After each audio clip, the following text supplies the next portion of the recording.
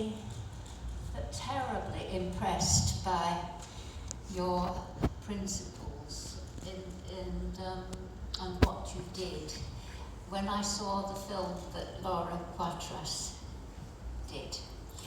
And I wonder what happened after you left Hong Kong, and if you could tell us how much help you got from Julian Assange, something about that, because I believe he helped you to get to a place of safety. There have been so many individuals who have really put a lot on the line. They've sacrificed so much to try to protect the principle of source protection in the journalism world. And I think Julian Assange and WikiLeaks and Sarah Harrison have really been extraordinary in standing up for that, because while many other news organizations around the world sort of ran away from me in terror as the hammer came down, WikiLeaks was the only organization that really said, regardless of the risks, whether they're legal, whether they're personal, financial, we'll do what we can to try to help this guy out, because we believe he did the right thing, not just politically, but for press principles.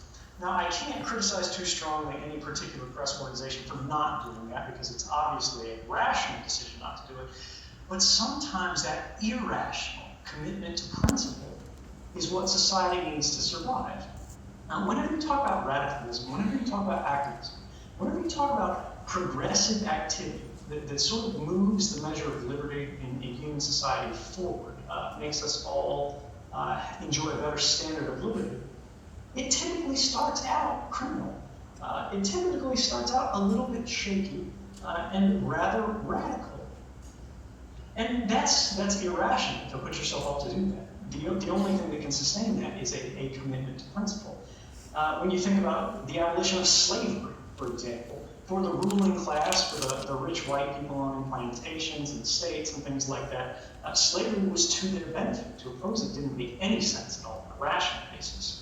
On a rights basis, on a principle basis, it made obvious, overwhelming sense. It required this sort of commitment. And that's happened throughout all time. It doesn't have to be as sort of extreme as the example of slavery.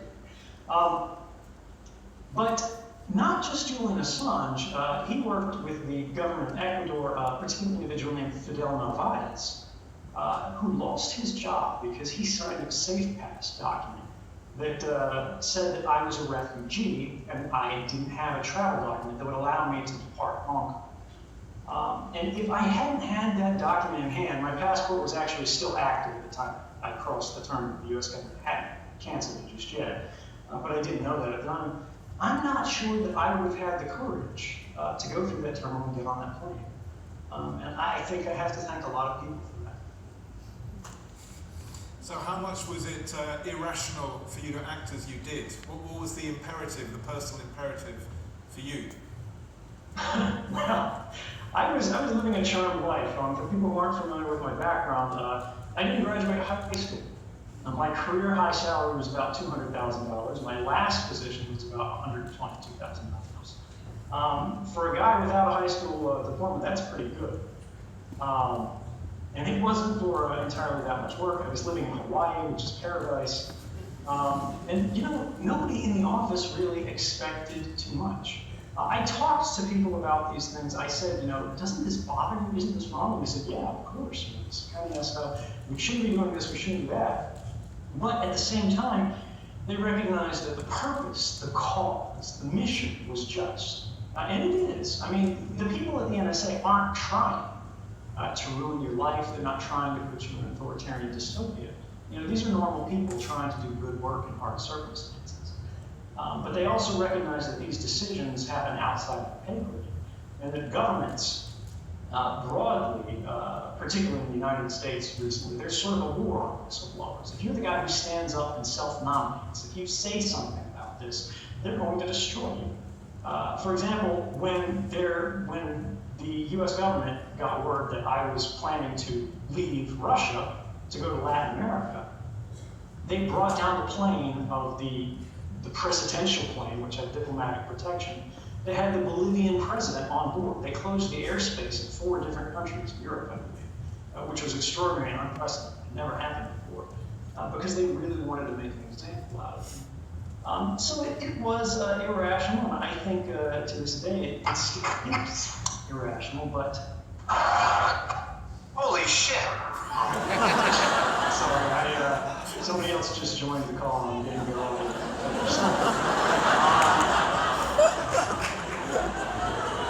Ultimately, did I want to do the right thing? It's not a question of, where is the line? It's really a question of how people feel about the concept of necessity. I saw things that reached the point that I could no longer conscientiously participate in. And I simply did what I could to allow the public to make a better decision about whether or not these things should continue. It's very possible that this will be debated by governments, it will be debated by the public, and nothing will change. But that's all right. I did my part. Again, all I was a mechanism. All I was a mechanism. So I'm ultimately satisfied that we know a little bit more about how the world really works. So obviously my kind of background is in higher education, and I believe that universities are one of the key areas in societies where we should be challenging ideas and debating the different visions of society. However, recent kind of legislation, including the UK counter-terrorism and security bill, is severely jeopardising academic freedom. It's encouraging measuring and monitoring of potential radicalisation, and it's encouraging kind of information tracking to do so. So as a rector of a university, how important to a healthy democracy do you think the abilities of academics and students to fully explore these ideas is without any constraints? It's absolutely critical. I mean, when we think about the language that's being tossed around, and this isn't unique to the UK, it's happening throughout governments, because intelligence communities, they sort of share this language, they share this in terms of talking points. How do we sell this to the public? How do we get approval? And we see it getting fed out and echoed throughout sort of the media across the Western world. But radicalism and extremism, while there are dangers, they exist in every society at some level. And the question becomes, where is the best place to debate and either find credit or discredit in extreme ideas? And if that's not the academic community, then where? If we can't have an open and honest debate about the value of ideas in a university in Glasgow or Boston or anywhere else in the world, then where are they going to go?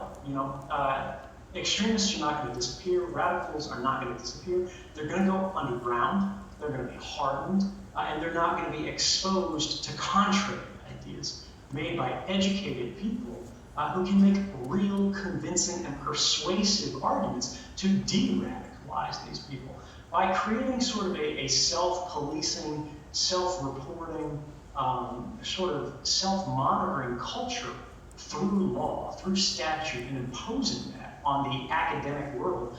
I think not only are we losing a significant measure of freedom in our academic traditions and sort of our civil society, but we're actually making ourselves less competitive with every other country around the world that does not do that, because that's where researchers are going to go, that's where academics are going to go, and ultimately that's where breakthroughs are going to occur, because we have to be able to ask questions in order to answer them. And by putting these sort of lines and around what ideas are proper or improper, we lose things.